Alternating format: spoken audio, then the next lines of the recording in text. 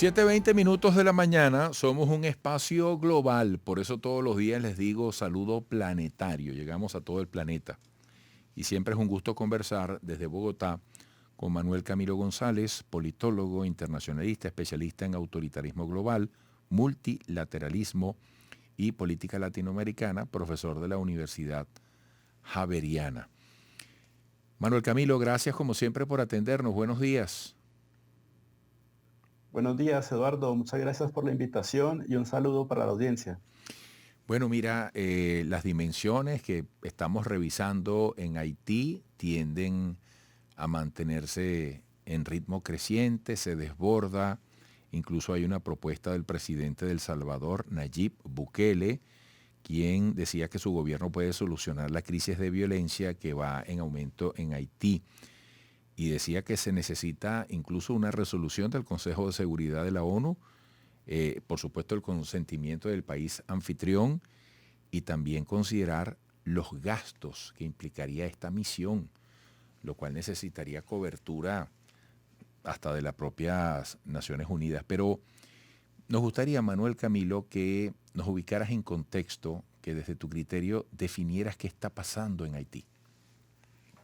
Bueno, lo que sucede en Haití es una confluencia de dos grandes procesos. Un proceso que tiene que ver con términos de seguridad, es decir, que los grupos armados se han empoderado no solamente porque tienen el respaldo en términos del tráfico de armas que viene de los Estados Unidos y el tráfico de drogas que viene desde Jamaica, sino que también hay una confluencia política muy importante y es que efectivamente Haití no tiene instituciones electas en este momento funcionando. Es decir, que tenemos un Estado que carece totalmente de cualquier regla de juego sobre la cual los actores políticos pueden, al final de cuentas, regir sus comportamientos. En ese sentido, lo que tú tienes un poco en Haití es que los actores armados se han empoderado porque no existen reglas y porque también, esto es algo que es un proceso histórico, los actores políticos han acudido a los actores armados para obtener el poder.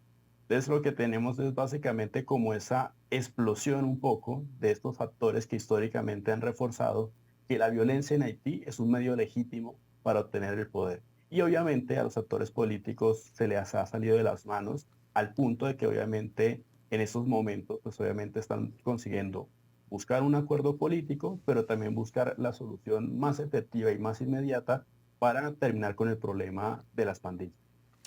¿Qué claridad tiene el escenario para los acuerdos posibles entre grupos armados, grupos políticos en pos del poder? Porque ese panorama que acabas de describir luce muy complicado.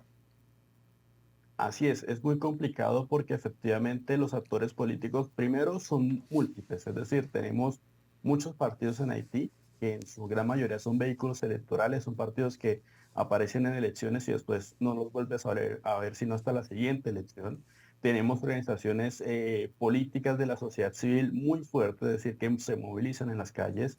Tienes los grupos armados que están integrados incluso por gente que ha salido de las prisiones un poco teniendo en cuenta lo que ha sucedido recientemente, que muchos reos han salido por cuenta de los ataques de las pandillas a las penitenciarías. Incluso en el 2010 también hubo una fuga masiva de presos. Tienes incluso también fuerzas de seguridad que pueden estar a favor del Estado, pero hay también conexiones con el bajo mundo criminal.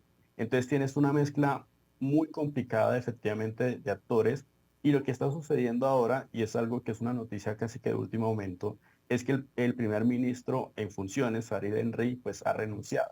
En Ujú. ese sentido, lo que ha pasado es que tenemos un punto de partida que efectivamente genera que los actores políticos primero se tengan que poner de acuerdo, pero establece que efectivamente los que puedan acceder a ese consejo presidencial de 7 miembros tienen que necesariamente aceptar resoluciones de Naciones Unidas.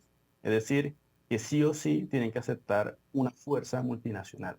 Por lo tanto, todos los actores que no estén de acuerdo con ello, pues obviamente no van a ser parte de ese consejo presidencial y no podrían tener poder efectivo. El asunto es que efectivamente ese poder pues ahora lo tienen las pandillas, porque son los que controlan las armas, son los que tienen las armas, los que pueden amedrentar a las personas. Entonces, en ese sentido, el acuerdo puede ser político, pero en términos del terreno, lo que sucede en Puerto Príncipe y en otras ciudades, pues va a ser muy difícil porque efectivamente no tienen un Estado totalmente funcional. Tienen unas Fuerzas Armadas muy debilitadas y tienen efectivamente unos actores políticos que no logran un consenso para que efectivamente existan reglas de juego claro hacia futuro. Amigos, estamos escuchando a Manuel Camilo González, politólogo, internacionalista, especialista en autoritarismo global, multilateralismo y política latinoamericana, profesor de la Universidad Javeriana. Manuel Camilo, la propuesta de Bukele, ¿cómo la entiendes? Y dentro de ese multilateralismo externo, pudiéramos llamarlo así, ¿qué viabilidad tendría para intervenir, oye, de la manera más constructiva posible? Bueno, resulta un poco sorpresivo que el presidente Bukele se haya ofrecido a mandar una misión porque siempre estuvo sobre la mesa, más o menos desde septiembre del 2022, la propuesta de que el gobierno haitiano pida una misión efectivamente para apoyar su seguridad. En ese sentido, ningún país en ese momento, en 2022 y obviamente en 2023, ningún país latinoamericano, incluso caribeño, se ofreció a hacer esa misión.